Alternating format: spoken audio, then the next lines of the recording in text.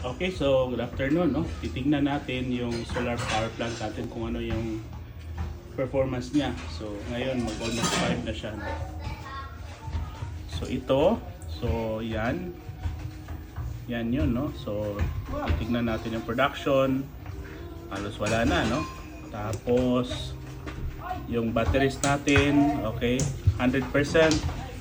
Pero nakita natin, no, may mga around 0.3, so ibig sabihin niya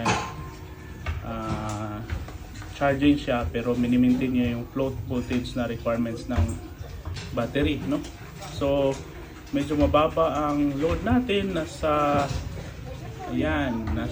637 kWh. Okay, and then lahat ng load na yan is of course nanggaling sa grid, no? Galing na sa grid, okay? Wala na tayong production. Yun lang. Peace.